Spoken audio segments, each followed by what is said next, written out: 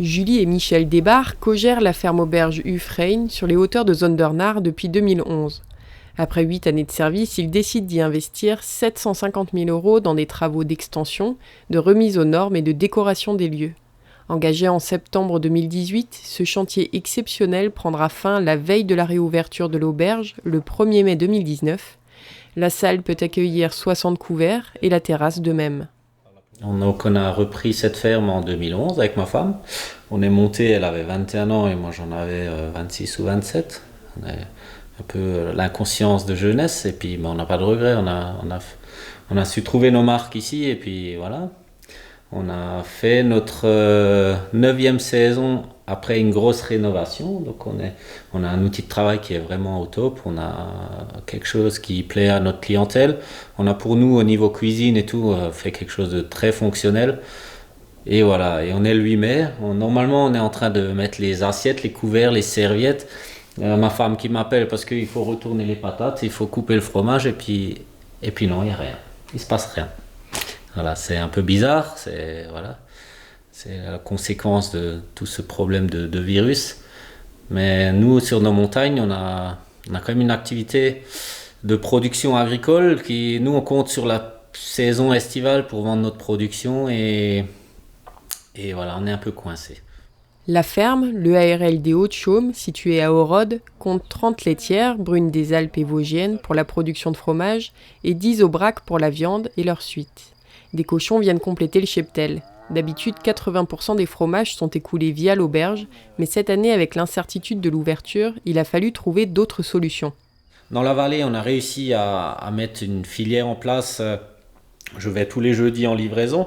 On a les supermarchés aussi qui jouent le jeu, qui nous prennent des produits. On a trouvé des maraîchers qui nous revendent nos fromages.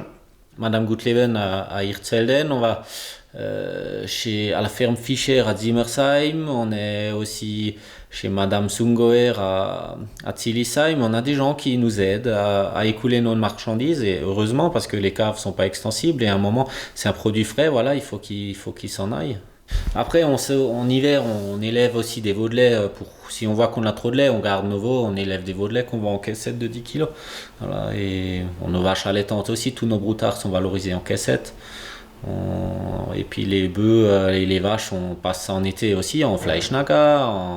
Voilà, il y a tout un système qui est mis en péril là, à court terme, je l'espère, mais il y a quand même une réorganisation à faire. Après, il faut aussi dire qu'on a développé une filière avec des partenaires. Demain, on ne pourra pas leur dire merci d'avoir été là pour nous. On remonte sur notre montagne. Et comment on va gérer ça, je ne le sais pas. Et c'est là où peut-être que la Chambre d'agriculture et peut-être l'AMF, ou je ne sais pas, de créer un réseau globalisé, je ne sais pas. C'est le problème des productions laitières qui sont journalières comme ça, on ne peut pas les arrêter.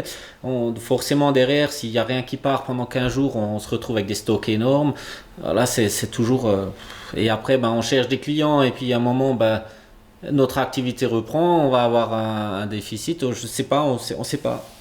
Mais si ces solutions permettent d'écouler les stocks, l'inquiétude économique demeure quant aux prêts qui courent pour l'auberge. Et la perspective d'une ouverture liée à des conditions strictes d'accueil du public ne rassure pas l'exploitant. On y pense tous les jours. Si on doit ouvrir avec des règles trop contraignantes, on n'ouvrira pas tout simplement. Je veux dire, à un moment donné, on prendra tous la même poignée de porte en main pour rentrer dans notre établissement. On va tous être... forcément, on va se croiser. Je veux dire, on a des salles, elles ne sont pas extensibles. Et si on doit mettre à des tables de 8, on doit mettre... 2 fois 2 personnes, je veux dire, à un moment, il y a quand même la rentabilité qui est remise en cause, quoi. Je veux dire, si on ouvre, le ménage, il est pareil, qu'il y ait 20 personnes ou 60 dans la salle, ou 50, je veux dire, il y a des travaux qui doivent être faits, qui prennent autant de temps pour 40 couverts ou pour 20 couverts, quoi. Mais le but, si on ouvre, c'est qu'on travaille. Sinon, on n'ouvre pas. Alors, on va peut-être ouvrir en drive, les gens, dehors, il y a de la place, mais est-ce que c'est ça qu'ils veulent? Non, je pense pas. Alors maintenant, un jour, l'État, dites-nous ce qu'on peut faire. Dites-nous, clairement. Ça, vous pouvez. Ça, vous pourrez à cette date. Mais pas nous laisser dans le flou comme ça. Là, on a déjà loupé 2 gros week-ends du mois de mai qui sont très importants au niveau chiffre dans nos entreprises. On est aujourd'hui des fermes auberges, c'est une entreprise comme tout à chacune. Et voilà, on a investi parce qu'on croit en notre système.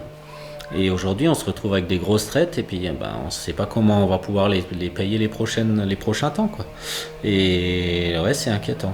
On espère vraiment que nos banquiers et puis nos pouvoirs publics nous aident. Avec quel argent, je ne sais pas, parce que je sais bien que l'économie est en train de battre de l'aile. Mais voilà, je ne sais pas. J'ai pas la solution. C'est à eux de nous la trouver, je pense. Chacun son métier. Je veux dire, moi, si j'ai des fromages à la cave, je dois me débrouiller, hein.